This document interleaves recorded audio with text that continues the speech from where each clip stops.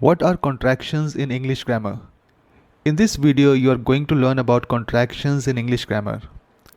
In the sentence that I have just spoken, you are is the contraction. When you combine two words to make a shorter word that you can say quicker, you create a contraction in English grammar. Some of the famous contractions are don't, didn't, aren't, shouldn't, it's, I've, and so on. In most of the contractions, there is a first word, then there is an apostrophe, and then there is a second word. For example, I'm learning what are contractions in English grammar. This can also be written as I am learning what are contractions in English grammar. I am in the first sentence is a combination of I am. I didn't know you were coming. In this, didn't is a combination of did and not. Fortunately, you weren't here when the roof fell. Weren't is a combination of were and not. In English grammar, contractions are categorized under different types. Subject pronoun plus verb. Verb plus not. Interrogative contractions. Miscellaneous and informal contractions. Let's quickly explore these different types of contractions. Subject pronoun plus verb. Some of the common contractions under this category are with to be verb. I am, you are, he is, she is, it's, they are, and were. Please be mindful that although I can write well and I am constantly writing professionally for my clients, I am not a native English speaker. So there are many contractions I may not be able to pronounce properly. So excuse me for that. Coming back to the contractions that I listed above, I am stands for I am, your stands for you are, his stands for he is, she's stands for she is, its stands for it is, they are stands for they are, we are stands for we are. I'm here to help you if you need me. You are one of the most articulate persons I have ever come across. He is going through the list of things to be purchased for the party. She is interrogating the prisoner who had planned the jailbreak. It's going to rain heavily. They are opportunists and they are not going to care about your welfare. We are usually standing under the lamp post during this part of the evening. With have, I have, you have, he is, she is, it's, they have, and we have. I'm going to ignore he's, she's, and its because they are rarely used in combination with have and are mostly used with is. For the rest of them, I have stands for I have, you have stands for you have, they have stands for they have, and we have stands for we have. I have had food in this restaurant before. You have got the right moves. They have created lots of litter in the park during the birthday party. We have been here since morning. Now, with will. I'll, you'll, he'll, she'll, it'll, they'll, will. I'll stands for I will. You'll stands for you will. He'll stands for he will. She'll stands for she will. It'll means it will. They'll stands for they will. We'll stands for we will. I will be there waiting for you by the time you reach the railway station. You'll find the movie quite interesting. He'll always tell you the truth no matter what. She'll be walking you through the entire process. It'll be a pleasant morning when the sun breaks. They'll drop the parcel at the doorstep without ringing the bell. We'll be sitting there with great anticipation.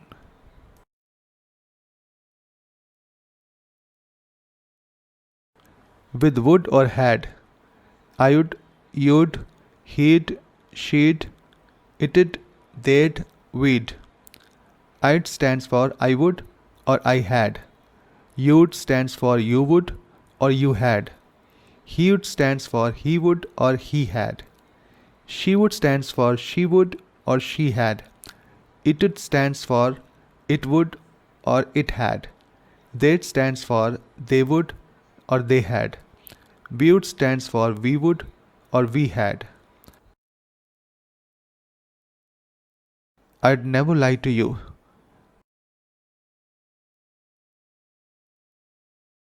I'd never seen such a phenomenon before.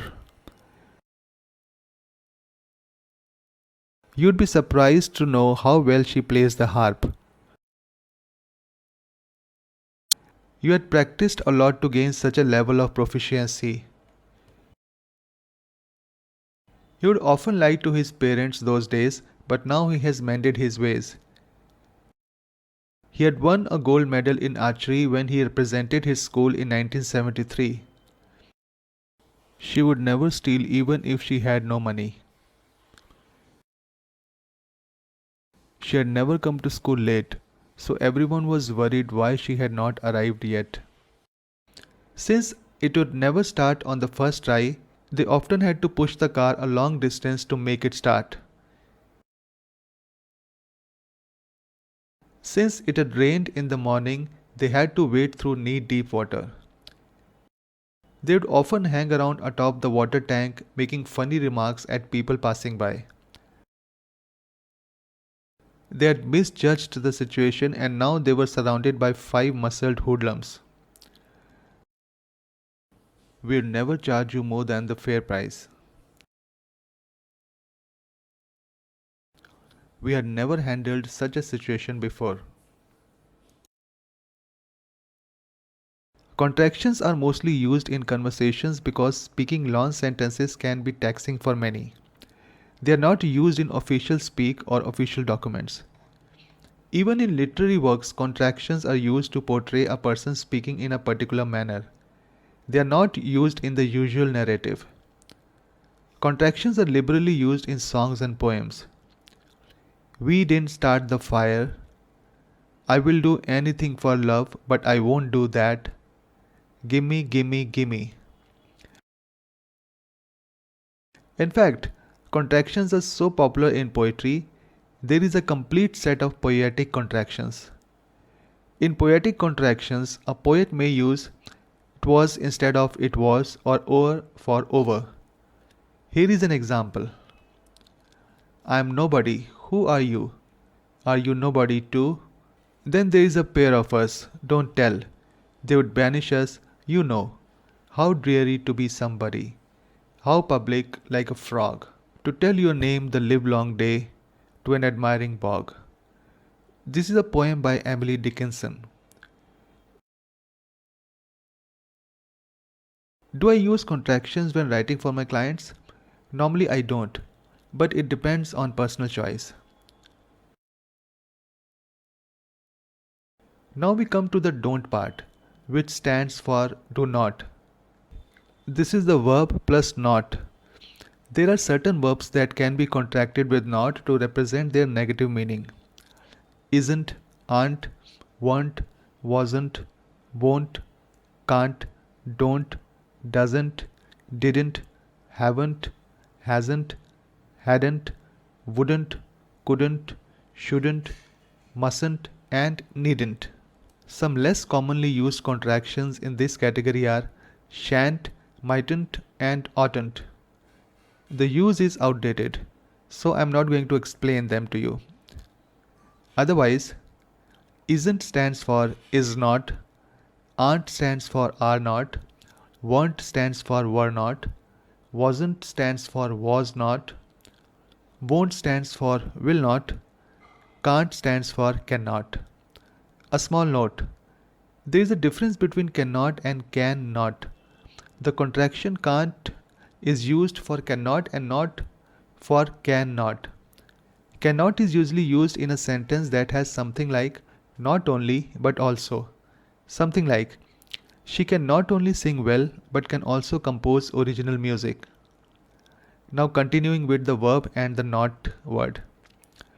Don't stands for do not, doesn't stands for does not, didn't stands for did not, haven't stands for have not, hasn't stands for has not, hadn't stands for had not, wouldn't stands for would not, couldn't stands for could not, shouldn't stands for should not, mustn't stands for must not, and needn't stands for need not.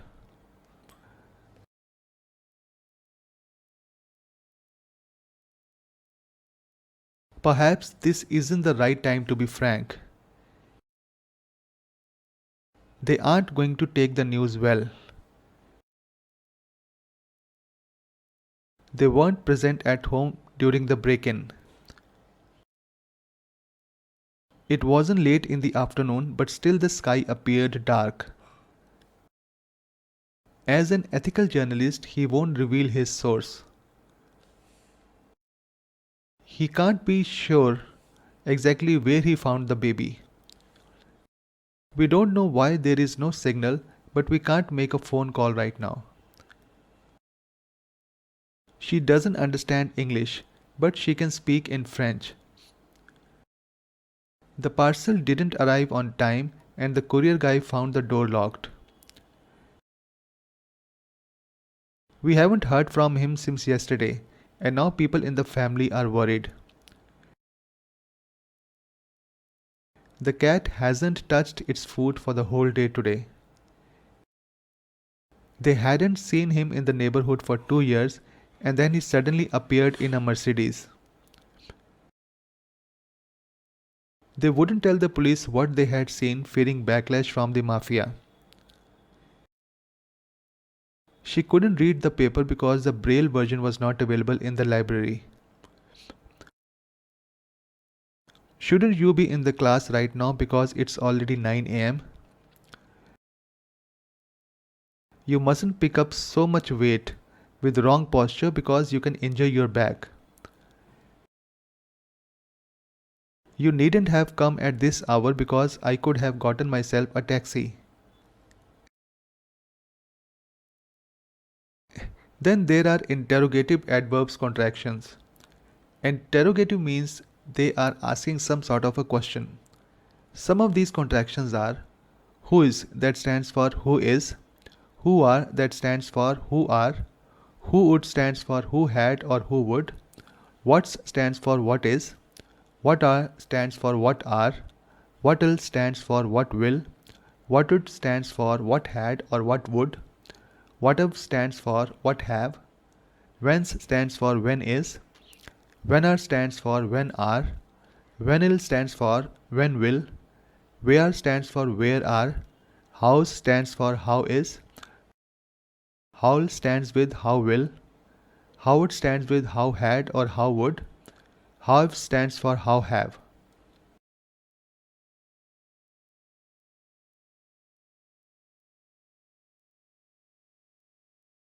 Who is she talking to on the phone non-stop? Who are the people standing under the tree looking so agitated? The person who had brought the kid to the orphanage disappeared within a minute. Who would have thought someone would just leave the kid on the steps of the orphanage in this pouring rain?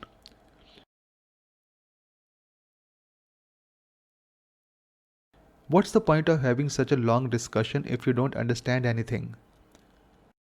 What are the various reasons people often lose sense of right and wrong? What did you do once you reach the city and you need a place to stay? What had you done to encourage such wrath among the villagers? Nobody knows what would the mob had done had she had not interfered. What have they done to deserve such treatment? When are we going to have the party? When you'll arrive at the bus stop so that we can plan accordingly. Why are you sitting here if you're not expecting anyone to arrive? How's your health today?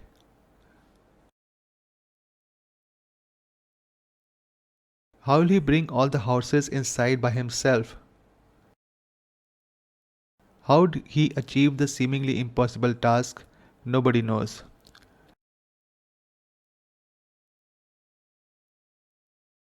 How'd he know that it would rain precisely after he had spread the sheets outside in the sun? How have you been all these years? Some contractions in English language may not be an integral part of the language, but they are accepted. Some of these include could have, should have, which stands for should have, would have stands for would have, must have stands for must have, that'll stands for that will, that's stands for either that is or that has, there would stands for there had or there would, there'll stands for there will, there is stands for there is or there has, it was stands for it was. This is mostly used in poetry. Let's stands for let us.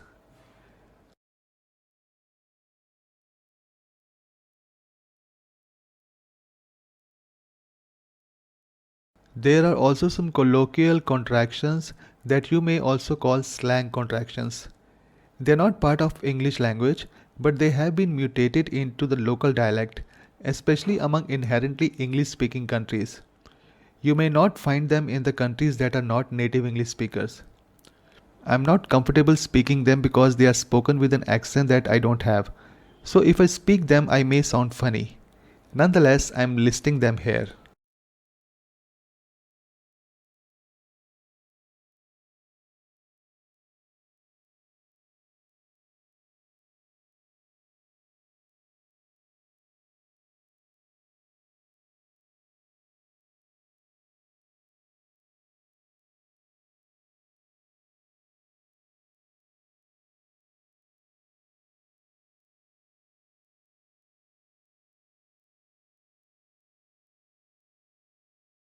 Some contractions are used to remove the trailing ing. Again, I'm just listing them here. Frankly, you should use these colloquial contractions only when you are completely comfortable with them and you really feel it from inside that you need to use them. Otherwise, they sound awkward and forced. I mean, you can use them in writing dialogues among people who would actually use such colloquial contractions, but vocally, if you are not used to speaking them on daily basis, you should avoid them. Contractions are mostly used in conversational writing or conversational talking. They are avoided in formal and professional writing. For example, in a formal email, it is better to write, I have not received my order, instead of, I haven't received my order. This completes my tutorial on contractions in English grammar. Like this video, subscribe to my channel or click the bell icon to receive instant notifications.